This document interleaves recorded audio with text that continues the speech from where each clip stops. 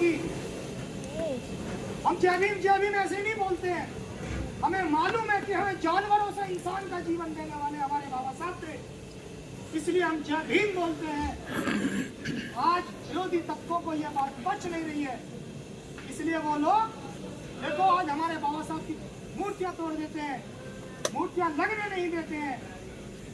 और आप लोग कहीं भी जब किसी भी विभाग में नौकरी करने जाओगे, कहीं भी बिजनेस करने जाओगे, आप लोगों के साथ जब आप ऐसे कुर्सी पर बराबर में बैठोगे तो उन लोगों के पेट में दर्द होता है।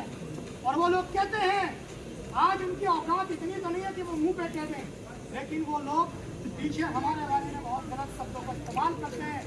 और वो लोग कहते हैं कि कल तक तो ये लोग हमारे पैरों की जूती पे आज हमारे सर पे बैठ गए हैं, क्योंकि उन लोगों को हमारे शोषण करने की आदत पड़ी हुई है। और अगर हम लोग नहीं जागे तो यह आदत उनकी बरकरार रहेगी। और अगर हम जाग गए और समय समय पर उनका इलाज करते रहे तो समझ लो एक दिन उनकी जो मानसिकता है उसे खत्म कर देंगे। और आप लोग इस देश के शासक वर्ग में आकर के अपनी हिस्सेदारी को सुनिश्चित भी करेंगे। कुछ चीजें हमें उसमें सुधार करनी होंगी। जैसे भाई अभी आपके बीच से है, बेचारे ने जो भी व्यवस्था की है मैं तो धन्यवाद करता हूँ। और ये दो भाई थे, दोनों जगह मैं तो इनका सम्मान करता हूँ। भाई भाइयों को सम्मान मैं करता हूँ। क्या इस गांव के अंदर सिर्फ दो ही व्यक्ति ऐसे हैं जो बाबा साहब के लिए, संविधान के लिए, अपने अधिकारों के लिए काम करते हैं? बाकी सब जाग जाओ, जाग जाओ, वरना हमें लोगों को भी आप लोगों के साथ मरना पड़ेगा।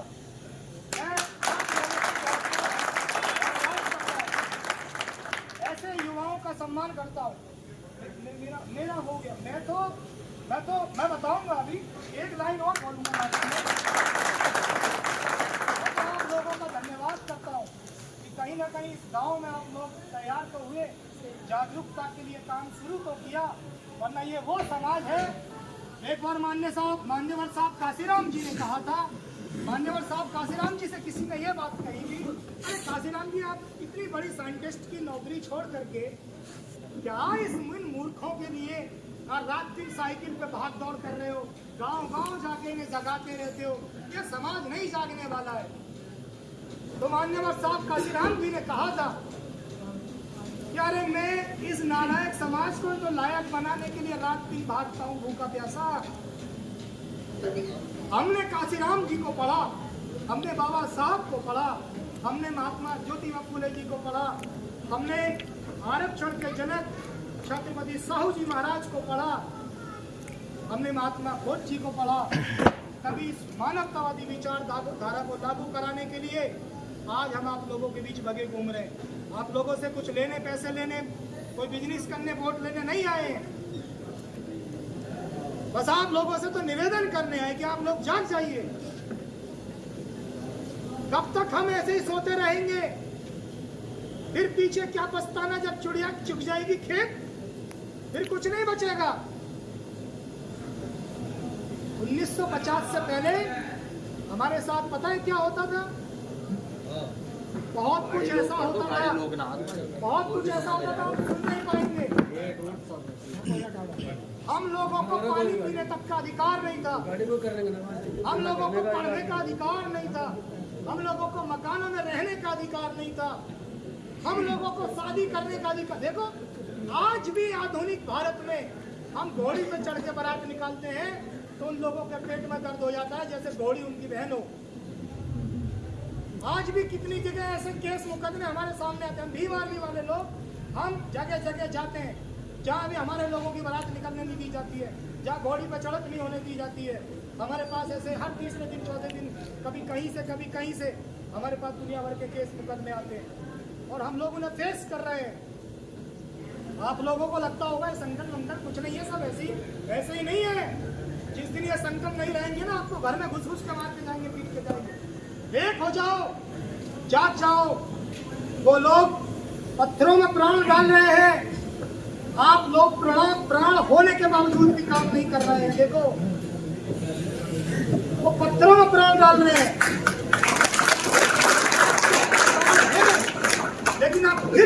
पत्थर बने हुए हो? क्यों? अरे क्यों पत्थर बने हुए हो? आप लोगों के बीच में कुछ ऐसे भी लोग होंगे जो पैसे में, दबाव में, किसी के शराब में वोटों को बेच देते होंगे।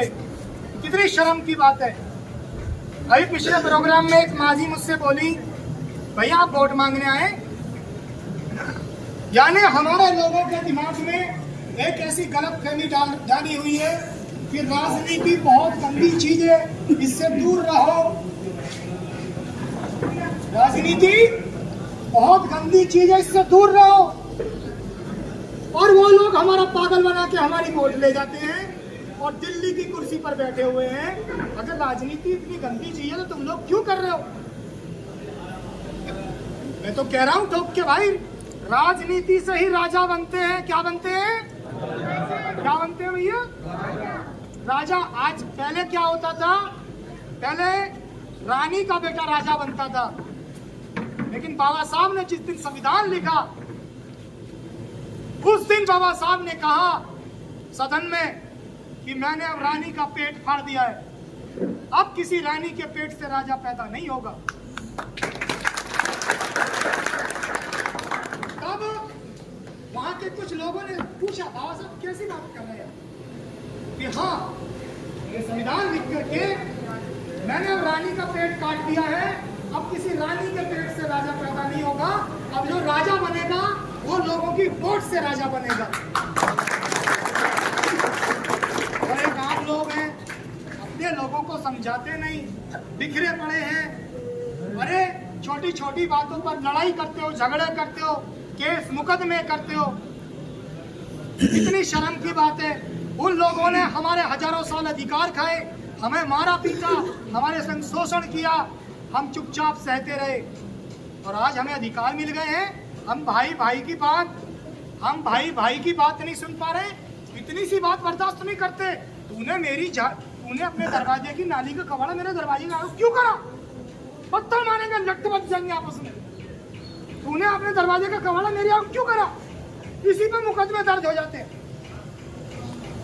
होते हैं छोटी छोटी बात पर।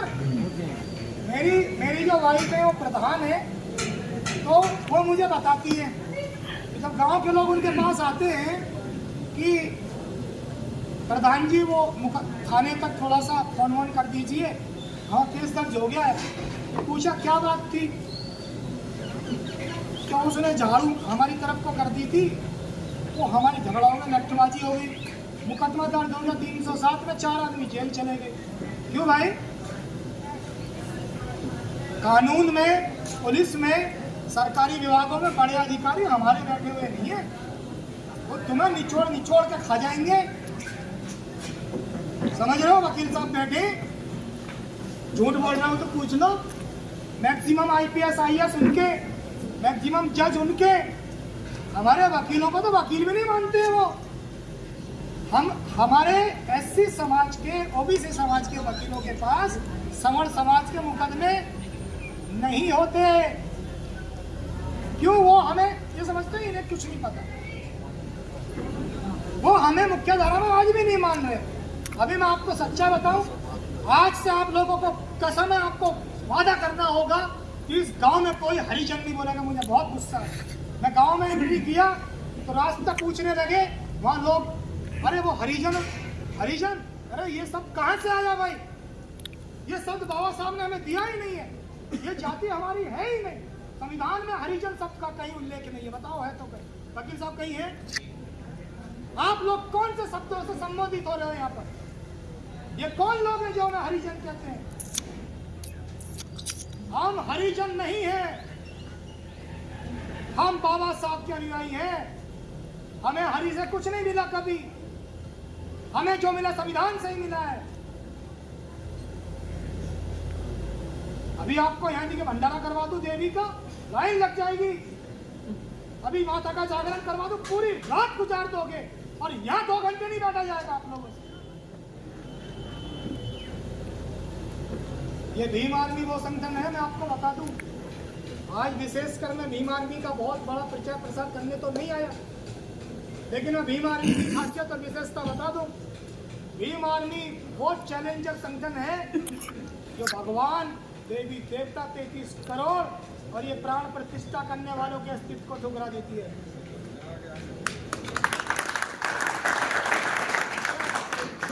इसको सींचिए, ये आपके आने वाली नस्ल की रक्षा करेगा। इस संगठन को मजबूत करिए और उसमें सहयोग करिए। ये आने वाली आपकी नौकरियों को बचाएगा। ये संगठन आपकी हिस्सेदारी को सुनिश्चित करेगा। इस देश में 15% लोग इतने बेईमान हैं जो 85% का हक अधिकार खा रहे हैं। अगर हिस्सेदारी जनसंख्या के आधार पर होती तो मैं एक लास्ट में आपसे एक बात बता दूं। जिस दिन देश आजाद हुआ था उस दिन नौकरियों में, खेतों की जमीनों में, कंपनियों, फैक्ट्रियों में, ओवरऑल देश की संपत्ति में जनसंख्या के आधार पर हिस्सेदारी होती। लेकिन बेईमान लोगों ने कब्जा करके रखा। हमें अधिकार तो मिल गए लेकिन हमें हिस्सेदारी नहीं मिली। अगर हमें ऐसे ही सोते रहे, आपस में लड़ते रहे तो हमें कुछ नहीं मिलने वाला। जो आज हमारे पास है ये भी हमारा सब छिन जाएगा। इस बात को समझना होगा। और मैं आप लोगों से यहाँ कुछ मांगने नहीं आया, मैं तो आप लोगों से निवेदन करने आया हूँ। जाग जाइए, जाग जाइए, वरना किसी दिन आप लोगों के चक्कर में जो आप ही के बीच में स्वाभिमानी लोग हैं उनको भी गोलियों से भून दिया जाएगा, खत्म कर दिया जाएगा सब कुछ। क्योंकि उन लोगों ने हमें आज भी मानव की कैटेगरी में माना ही नहीं है। वो तो आज भी हमें उसी नज़र से देखते हैं। जैसे मैं आपको बता रहा था, गांव में 4 लोगों ने बोला भैया वो अम्मा जी के चौपाल पे जा रहे हैं। वो ये नहीं करें जाटक चौपाल या कोई हरिजन हरिजन हरिजन। नफरत है मुझे इस शब्द से, नफरत है इस शब्द से। इस गांव में दोबारा कोई हरिजन बोले तो उसका इलाज करना, हरिजन बोलने वाले पर SC/ST एक्ट का मुकदमा लगवाना। हम हरिजन नहीं है, हम जाटव जी हैं, हम वाल्मीकि जी हैं, हम बहुजन जी हैं, हम अम्बेडकरवादी हैं। हम यादव जी हो सकते हैं, हम गुर्जर जी हो सकते हैं, हम जाट जी हो सकते हैं, लेकिन कोई हमें शूद्र, हरिजन ऐसे अपमानित शब्दों से संबोधित करता हो तो उस पर SC/ST का मुकदमा लिखवाओ। और तुम पे ना लिख रहा हो तो हमारे सम्मानित लोग बैठे हुए हैं जिला गाजियाबाद से, इनको बताओ, देखो कैसे मुकदमा ठुकवाते हैं। दोबारा इस गांव से प्रथा ही खत्म कर देंगे हमेशा की। सम्मान से जीना सीखो। जागो जागो जागो, लुटेरे तुम्हारे अधिकार खा रहे हैं, जागो। अगर ऐसे ही सोते रहे और आपस में लड़ते रहे तो भाई फिर दिक्कत आ जाएगी, दिक्कत आ जाएगी, इतनी दिक्कत आ जाएगी फिर हजारों साल के लिए हमारी आने वाली नस्ल हमें गाली देगी। और इतनी गाली देगी कि कहां सो रहे थे हमारे माँ बाप जब हमारे अधिकार लुट रहे थे, कहां सो रहे थे, नालायक थे हमारे माँ बाप, हमारे बहन भाई जिन्होंने अपने जीवित रहते हमारे अधिकार छिनवा दिए। इसलिए जागो, आने वाली पीढ़ी को सुरक्षित करो और ऐसी सभाएं लगाओ। सब चाहे कलेक्शन इकट्ठा करो, आर्थिक मदद करो, सहयोग करो, सारे कंट्रीब्यूट करो और अच्छे अच्छे प्रोग्राम लगवाओ। हमारे लोग आएंगे, आप लोगों को बात करेंगे, हमारे साथ आप हमारे समाज को जागरूक करने का जो काम कर रहे हैं। एक से एक पढ़े लिखे अधिवक्ता भी है, जज भी है, रिटायर्ड जज भी है, हमारे पास प्रोफेसर भी है, क्योंकि वो अपनी समाज की चिंता करते, क्योंकि वो बुद्धिजीवी वर्ग से है। मैं भी आपके बीच हूँ। मेरा एक छोटा सा परिचय में 2 लाइन में बता दूं। देखिए, इन लोगों ने एक काम कर रखा है कि हमारे भवनों को, हमारे यूनिवर्सिटियों को, हमारे विश्वविद्यालय को, हमारे लाइब्रेरियों को, जो हमारे बाबा साहब या हमारे अन्य महापुरुषों के नाम से लिखी हुई है, नाम से चल रहे हैं, ये लोग उन्हें खत्म कर रहे हैं नाम बदल बदल करके। ऐसा ही एक केस हुआ था 2019 में,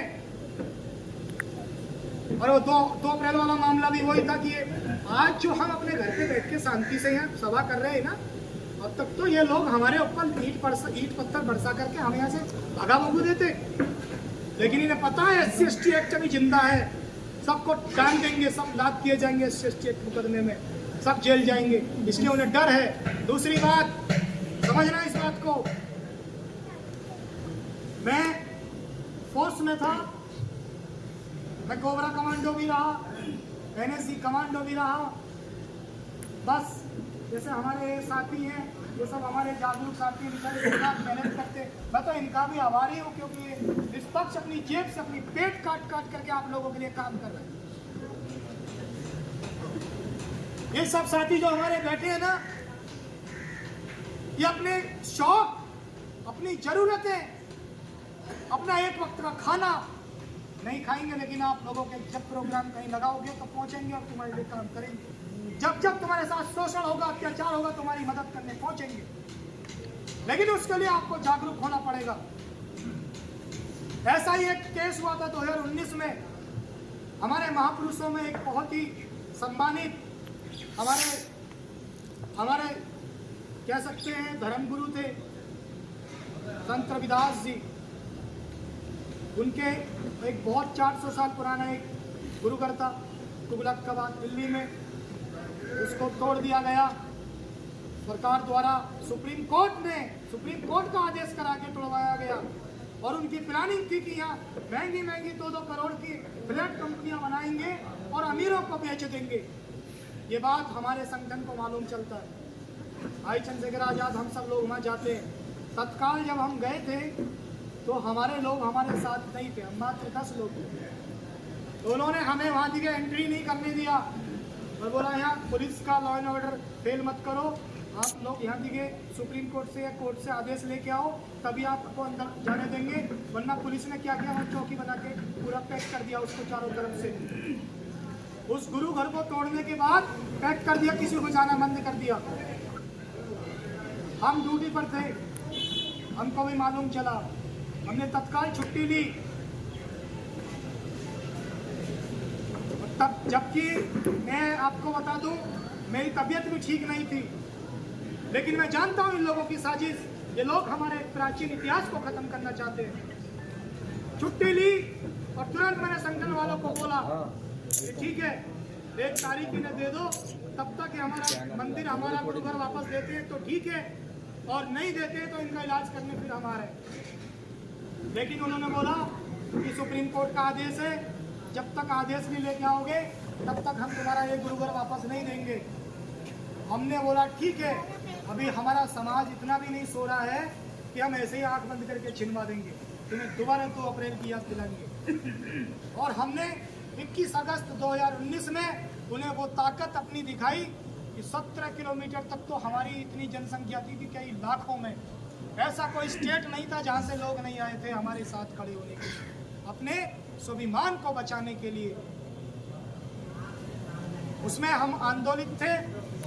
लास्ट में उन लोगों ने हमारे आंदोलन को खराब किया, प्रोटेस्ट को गैरकानूनन किया, और अंत में हमारी पुलिस से भिड़ंत हो गई। लास्ट में फिर हम शाम को गिरफ्तार कर लिए गए। उसके बाद पूरी रात हमको टॉर्चर किया गया। अब आप समझ लेंगे टॉर्चर क्या होता है।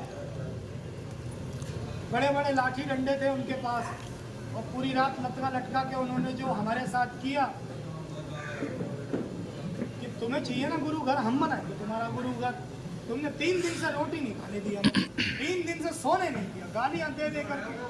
वो इस तरह का जब हमारे संग टॉर्चर कर रहे थे, हमने भी उनको चैलेंज कर दिया था।